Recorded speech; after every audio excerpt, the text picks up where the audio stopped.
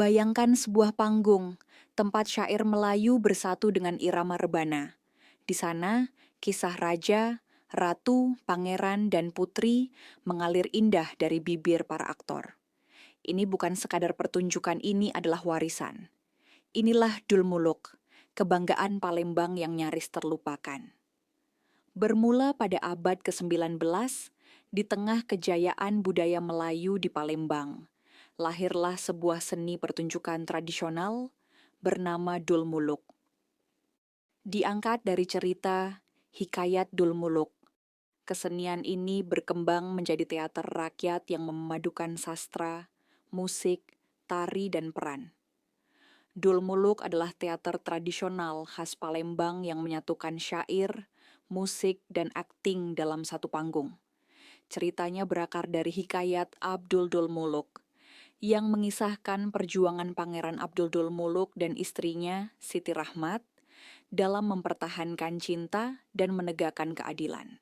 Teater ini pertama kali diperkenalkan oleh Syekh Ahmad Bakar, atau Wan Bakar, keturunan Arab Palembang, sekitar tahun 1919.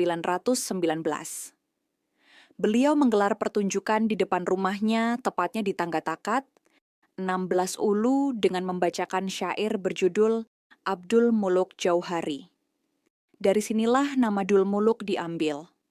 Sejak saat itu, cerita ini dijadikan pertunjukan dan digemari berbagai kalangan.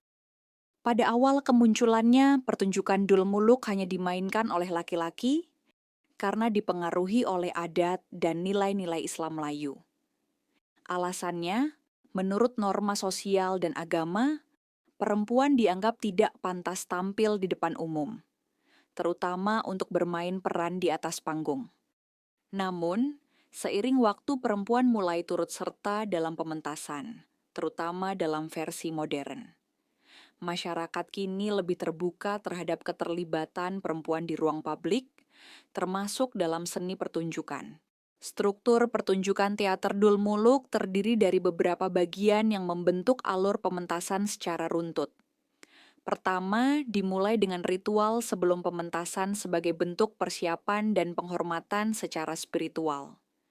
Kedua, dilanjutkan dengan bagian kisoh atau narasi, yaitu pembacaan cerita yang disampaikan dalam bentuk tembang dan diiringi musik panjak, seperti biola, jidor, gendang, dan akordeon. Musik ini berfungsi sebagai latar sekaligus narator dalam pertunjukan. Ketiga, ada bermas atau salam penghormatan pembuka yang ditampilkan dalam bentuk nyanyian dan gerakan tari sebagai tanda penghormatan kepada tuan rumah, tamu undangan, dan penonton. Keempat, barulah pertunjukan inti dimulai dengan penyajian adegan-adegan drama Dul Muluk. Sebagai penutup, pertunjukan kembali menyajikan bermas, kali ini sebagai salam penutup berupa ungkapan terima kasih dan permohonan maaf kepada semua pihak atas segala kekurangan selama pementasan berlangsung. Beberapa cerita yang biasa dipentaskan antara lain syair Siti Zubaidah dan Kerajaan Barbari. Ciri khas Dul Muluk adalah penggunaan bahasa dalam bentuk syair, pantun, atau gurindam. Bahasa Melayu dan Palembang menjadi warna utama dalam pementasan. Para aktor harus mampu bersyair secara spontan, diiringi alat musik tradisional, seperti gendang, tawak, biola, gambus, rebana, dan beduk. Kostum para pemain mencerminkan kemegahan budaya Melayu. Kain songket, tanjak, dan selendang. Tak ketinggalan, kehadiran tokoh jenaka seperti tokoh dayang-dayang dan tokoh pembantu kerajaan yang menyisipkan humor dan kritik sosial, menjadikan pertunjukan ini tidak hanya menghibur, tapi juga menyentuh nurani. Di balik gerak dan syair para aktor, Dul Muluk menyampaikan nilai-nilai luhur, kejujuran, keberanian, cinta tanah air, dan keteguhan hati. Bahasa Palembang lama atau dikenal dengan istilah bebaso, yang digunakan juga menjadi sarana pelestarian bahasa daerah yang kini mulai jarang dipakai. Mengapa Dul Muluk penting? Dul Muluk bukan hanya seni pertunjukan, tetapi juga media pembelajaran budaya yang kuat. Anak muda bisa memahami nilai etika seperti kejujuran dan keadilan, kesetiaan dan keteguhan hati, anti keserakahan dan dendam, dan juga sopan santun. Selain itu juga nilai estetika seperti pantun dan syair, pakaian adat, musik tradisional, dan tari tradisional juga disajikan dengan cara yang menyenangkan melalui kisah dan lagu. Namun sayangnya, kini Dul Muluk berada di ambang kepunahan.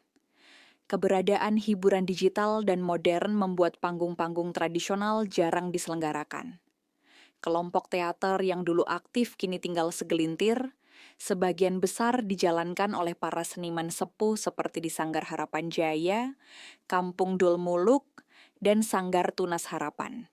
Meski begitu, harapan belum padam. Beberapa sekolah dan komunitas mulai memperkenalkan Dul Muluk kembali.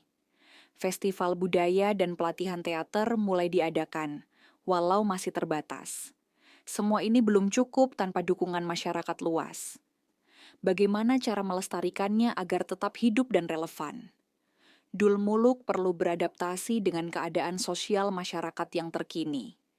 Pertunjukan harus juga beradaptasi, agar kemajuan teknologi dalam bentuk digital agar bisa menjangkau penonton lebih luas, menggabungkan unsur Dul Muluk ke dalam film pendek dan animasi, mendorong sekolah dan komunitas seni untuk rutin mengadakan pelatihan dan pementasan.